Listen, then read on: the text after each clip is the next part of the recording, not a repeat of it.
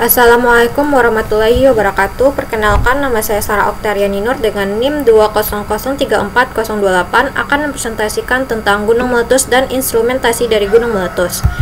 Rumusan masalah yang akan kita bahas yaitu yang pertama yaitu definisi dan penyebab gunung meletus, yang kedua karakteristik, yang ketiga hukum-hukum fisika dan instrumentasi fisika dari gunung meletus. Selanjutnya itu definisi dan penyebab gunung meletus, di mana gunung meletus adalah peristiwa keluarnya endapan magma dari dalam perut bumi yang didorong keluar oleh gas yang bertekanan tinggi sehingga letusan tersebut terjadi ketika batu cair, abu, dan uap mengalir melalui lubang di kerak bumi.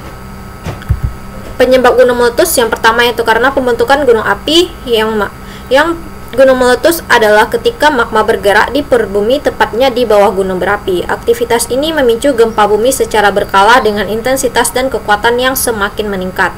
Kemudian lempeng tektonik, di mana lempeng-lempeng bumi yang saling berdesakan atau saling menghimpit satu dengan yang lainnya, yang menyebabkan tekanan yang besar dan mendorong permukaan bumi sehingga menimbulkan berbagai macam gejala tektonik. Yang kedua yaitu karakteristik dari gunung meletus. Pertama itu suhu. Suhu adalah ukuran derajat panas dinginnya suatu benda. Kemudian energi kalor, yang merupakan salah satu bentuk energi yang berpindah dari suatu benda ke benda lain karena perbedaan suhu. Yang ketiga yaitu jenis zat. Fluida adalah zat yang dapat mengalir dari berubah bentuk jika diberi tekanan. Selanjutnya itu kecepatan aliran fluida, di mana terjadi perubahan terhadap magma di dalam gunung api. Besarnya erupsi gunung api sangat bergantung pada besarnya kecepatan aliran magma atau fluida dari dalam gunung api. Kemudian tekanan. Tekanan adalah hasil bagi antara besaran gaya terhadap besaran luas, yang dimana dirumuskan P sama dengan F per A. Kemudian volume material. Jika kalor diberikan kepada sistem, volume material atau sistem akan bertambah, di mana sistem akan terlihat mengembang dan bertambah panas. Kemudian hukum-hukum fisika pada gunung meletus. Terlihat pada gambar itu di mana terbagi atas tiga. Pertama yaitu kalor, hukum pertama termodinamika, dan hukum Bernoulli. Pertama itu yang kita bahas yaitu kalor. Kalor adalah energi panas yang dimiliki oleh suatu zat yang secara sistematis dirumuskan sebagai Q sama dengan mc delta T. Kemudian hukum pertama termodinamika yang menjelaskan bahwa jika kalor diberikan kepada sistem, sistem akan bertambah. Sebaliknya, jika kalor diambil dari sistem, volume dan suhu sistem akan berkurang. Secara sistematis dirumuskan Q sama dengan W delta U. Selanjutnya itu hukum Bernoulli yang menyatakan bahwa jumlah energi pada suatu titik dalam suatu aliran tertutup sama besarnya dengan jumlah energi di titik lain pada jalur aliran yang sama, di mana persamaannya sebagai berikut.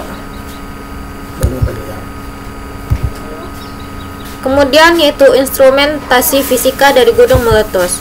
Yang pertama yaitu seismometer, di mana seismometer adalah alat ukur untuk mengukur gerakan tanah termasuk gelombang seismik yang dihasilkan oleh gempa bumi. Seismometer adalah alat untuk mengukur gerakan tanah termasuk gelombang yang dihasilkan oleh gempa bumi, letusan gunung berapi, dan sumber gempa lainnya. Seismometer dapat mengetahui gerakan di bagian dalam bumi sehingga aktivitas gunung berapi bisa terus dipantau.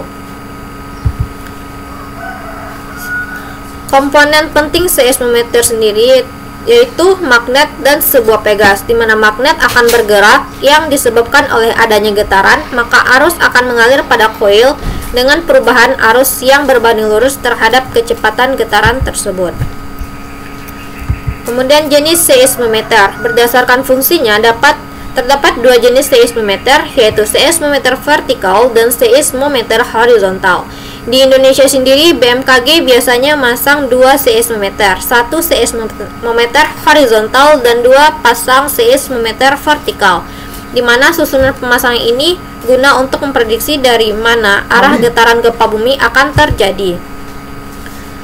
Kemudian prinsip kerjanya yaitu untuk menggambarkan cara kerja seismometer, kita dapat membayangkan sebuah beban yang tergantung pada kawat pegas. Pada beban tersebut dipasang pensil yang menempel pada gulungan kertas yang dapat berputar. Bergeraknya beban dan kawat pegas bergantung pada pergerakan yang terjadi di permukaan bumi. Jika tidak ada getaran, maka pegas juga tidak akan bergerak. Pegas tersebut sangat sensitif terhadap setiap getaran. Kemudian tiltmeter. Tiltmeter merupakan alat pengukur deformasi gunung yang berfungsi untuk mendeteksi pengembangan atau pengempisan tubuh gunung. Perangkat tiltmeter sendiri terdiri dari 3 komponen utama, yaitu plat tiltmeter, portable tiltmeter, dan readout unit. Untuk kasus sebuah gunung berapi, biasanya para ilmuwan akan memasang tiltmeter di banyak titik, mulai dari kaki gunung hingga dataran-dataran tertinggi yang diperkirakan sebagai jalur aliran lava. Kemudian itu prinsip kerja dari tiltmeter. Tiltmeter adalah alat yang berfungsi untuk memonitoring kemiringan dan perubahan di dalam suatu struktur. Alat ini biasanya digunakan untuk monitoring pada jembatan, terowongan, bendungan, dan lain-lain. Kemiringan suatu struktur dapat terjadi disebabkan dorongan tanah dengan gaya lateral. Struktur merupakan elemen penting pembangunan untuk menopang beban atas agar bangunan berdiri dengan seimbang. Pengukuran dengan tiltmeter dapat dilakukan jika suatu bangunan sudah menunjukkan perubahan posisi secara horizontal atau vertikal, supaya dapat diketahui gaya serta getarannya. Alat ini diposisikan dol untuk mempermudah analisa. Pengujian tiltmeter mempunyai 2 metode dalam melakukan pengujian kemiringan struktur, yaitu portable tiltmeter dan in-place tiltmeter. Selanjutnya itu jenis tiltmeter. Yang pertama, MEMS. Alat ini merupakan kelas menengah dengan menawarkan pengukuran lebih luas, kurang lebih 10 derajat. Alat ini tahan air, mempunyai versi dalam biaksial dan uniaksial, dapat dibaca jarak jauh, mudah dipasangkan. Kemudian portable, alat ini sangat praktis dibawa untuk setiap pengukuran. Alat ini dapat memantau kemiringan dengan baik dan akurat, hemat biaya, dan memiliki sensor servo accelerometer reliable yang sama digunakan pada probe inclinometer. Yang ketiga yaitu L-beam sensor. Sensor ini akan dipasang pada blok baku yang panjang yang sudah ditentukan dan dipasang di gauge.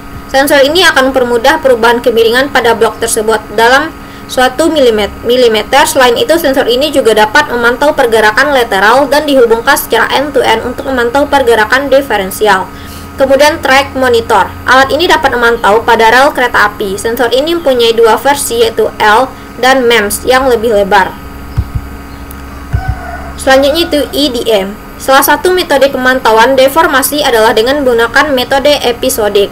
Metode ini merupakan metode pengamatan langsung di lapangan dalam waktu atau kondisi tertentu. Salah satu bentuk metode pengamatannya menggunakan data slope distance yang didapatkan dari pengukuran EDM.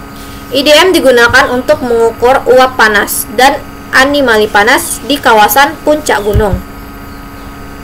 Kemudian prinsip kerjanya yaitu EDM memancarkan seberkas cahaya inframerah yang dimodulasi pada laju yang terkendali. Selama penggunaannya, pancaran cahaya dipancarkan dari EDM dipantulkan dari prisma atau target yang ditahan pada titik yang akan dipetakan dan dipantulkan kembali ke EDM.